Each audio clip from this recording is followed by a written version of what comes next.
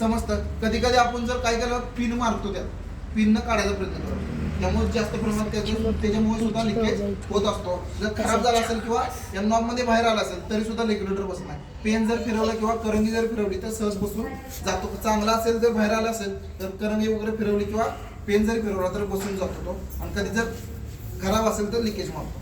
Leakage मारल्या त्यामध्ये व्हायसर आहे का नाही हे देखील चेक करून घेणं गरजेचं आहे. कारण सहज वर्ण दिसला जातो. खराब असेल तर चेंज करून घेणं गरजेचं आहे. त्याला कॉल करायचा, तो बसवून देखील तुम्हाला देणार आहे, बदलून देखील देण्याचं काम करतो.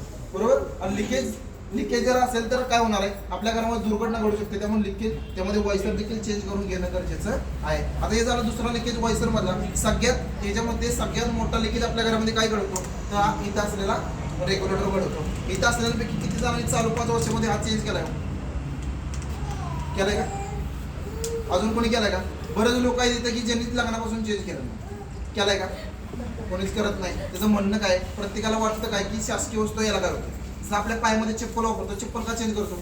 झिजते तुटते, त्याला पण काहीतरी झीज आहे. आपण रात्री झोपताना बंद करतो, सकाळी उठल्यावर चालू करतो. दिवसात झालं 2 महिन्याचं 60व्या वर्षाचं 720 टोटल 5 वर्षाचं जर कॅल्क्युलेशन काढायला गेलं 3,500 ते 4,000 वेळा आपण बटन बंद चालू करत असतो. तेव्हा काय होतो, आवाज जाणवतो म्हणजे काय होतं, त्यामध्ये रॉड आहे. रॉडला 2 वायसर दिले आहेत छोटे छोटे. वायसर काय होतात, घसरणानं खराब होतात.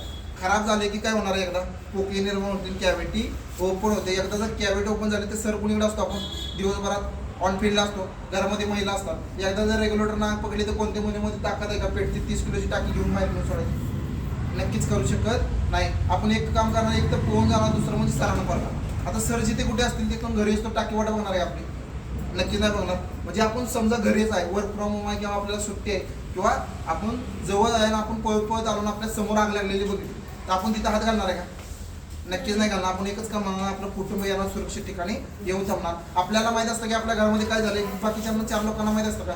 टाकी जर फुटली तर फक्त आपले नुकसान होणार का? शेजारच्यांची आजूबाजूची पण होणार आहे. त्यामुळे सांगण्याचं तात्पर्य काय, कष्टाने कमवलेलं 25-30 लाखाचं घर असतं ज्याला आपण ड्रीम होम म्हणतो. कारण रेग्युलेटर फक्त 4 ते 5 मिनिटांमध्ये टाकी उडवायला मदत करतो. त्यामुळे प्रत्येक 5 वर्षाला हा रेग्युलेटर देखील चेंज करणं गरजेचं आहे. हा रेग्युलेटर दिला तर आपल्याला चेंज करून देखील दिला जातो, म्हणजे मोफत दिला जातो, त्याचा काही चार्जेस घेतले जात नाही. हा 5 वर्षानं जर दिला एजन्सी मधूनच चेंज करायचं. घेताना आपल्या पासबुक मध्ये त्याची नोंद करायची, ती नोंद करून देखील देतात. बरेच लोकांच्याकडे पासबुक देखील नसेल आता, कारण टाकी आपण घरी येतो ना, त्यामुळे पासबुक कुठं पडलेलं आहे ते सुद्धा आपल्याला माहित नसतं. बरेच लोकांना चेंज करून देतात, रेग्युलेटर फ्री मध्ये देतात. रेग्युलेटर किती वर्ष? 5 वर्ष. आता हा झाला रेग्युलेटरचा. आता इथं असल्यापैकी कोणी पाईप यूज करतं का? करते का? करताय सर? ग्रीन कलरचे बरोबर आहे. म्हणजे पूर्वीचं बघितलं तर हाच पाईप आपल्याला शासनानं कंपल्सरी होता. पूर्वीचं बघितलं आपल्याला हा शासनाने दिला होता.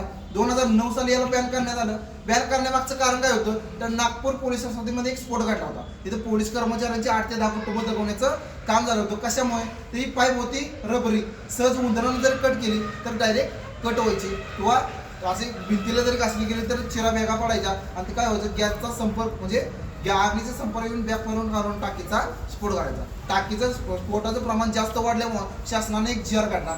GR मध्ये आलिशान बंगल्यापासून ती झोपडीपर्यंत आपल्या घरामध्ये जी वापरतो 3 लेअर कोटिंग पाईप, ज्याला सुरक्षा पाईप म्हटलं जातं, ती वाटप करण्याचं काम केलं. आता 2009 साली तुम्हाला वाटप केली, 2009 सालापासून कोणाकोणाला वाटतं की आपल्या घरामध्ये सुरक्षा पाईप आहे म्हणून पूर्ण सुरक्षा आहे? वाटतं का? आज जर बघायला गेलं तर पुणे भागातच आपल्या 3 महिन्यात 7 स्फोट झालेले. एक आकवडी झालेला आहे, आता 10 तारखेला चिंचवडमध्ये झालेला आहे, GSPM ला झालेला आहे, सिम्बोसिसला झालेला आहे, हडपसरमध्ये झालेला आहे. म्हणजे पुणे भागातच 3 महिन्यात 7 स्फोट झालेले. म्हणजे स्फोटाचं प्रमाण कमी आहे का?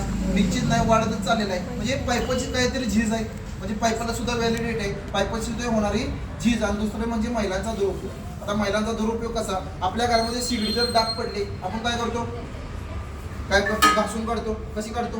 पाण्यानं, साबणानं. बरं, साबण निर्मा लिक्विड सर्व वापरल्याशिवाय भारतातली कोणती महिला धुते का? नक्कीच नाही धुत. आता साबण निर्मा लिक्विड सर्व वापरून धुतलं, आता धुतलेली कोणती महिला काय पाईप काढून शिकली धुते?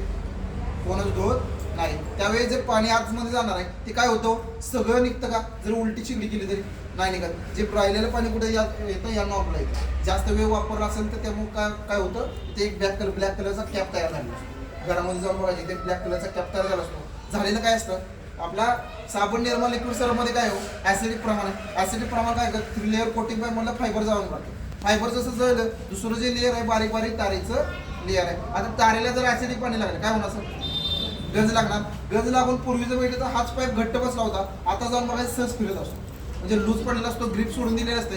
आता चाकांमध्ये एक घटना घडली होती आंबेडांमध्ये 8 ते 10 7 ते 8 महिन्यापूर्वी घडली होती. तिथं काय झालं होतं खेळता खेळता लहान मुलांना पाईप पडायचा त्याला लूज पडलेला पाईप सहज हातामध्ये निष्ठून आला आणि तिथं मोठा स्फोट घडला होता. म्हणजे लूज पडला जातो जास्त वापर झाला असेल किंवा आपल्या पाण्यामुळे ऍसिडिक पाण्यानं काय होतं तो लूज पडत जातो. कधी कधी तो हातामध्ये निष्ठून सुद्धा येतो. आपल्या घरामध्ये आजी सुद्धा असतात ते स्वयंपाक करायचं उभं राहून जमत नाही म्हणून ते काय करतात वर खाली शिगडी घेत असतात. त्याच वेळी जर एवढ्या अंतरात पाईप निघाला काय होणार आहे आपल्या घरामध्ये दुर्घटना निश्चित होऊ शकते. त्यामुळे ओल्या कपड्यानं फक्त शिगडी पुसून घेणं गरजेचं आहे. आणि आपल्या घरामध्ये जाऊन बघायचं काय करायचं पाईप असा फोल्ड करायचा. फोल्ड केल्यानंतर आपल्याला बघायला काय भेटणार शिरा वेगळा बघायला भेटणार. अशी जर पाईप आपल्या घरामध्ये असेल तर पहिल्यांदा चेंज करायची. आणि दुसरं म्हणजे आपल्या ह्याच्यावर नियम आहे त्याचा 3 ते 5 वर्षाला प्रत्येक 3 ते 5 वर्षाला पाईप देखील चेंज करणं गरजेचं आहे. आणि त्याची नोंद आपल्या पासबुकमध्ये असली पाहिजे. ही फ्रीमध्ये दिली जात नाही. त्याचे चार्जेस काय आहे ते तुम्हाला द्यावे लागणार म्हणजे 250-300 रुपये काय असतील ते तुम्हाला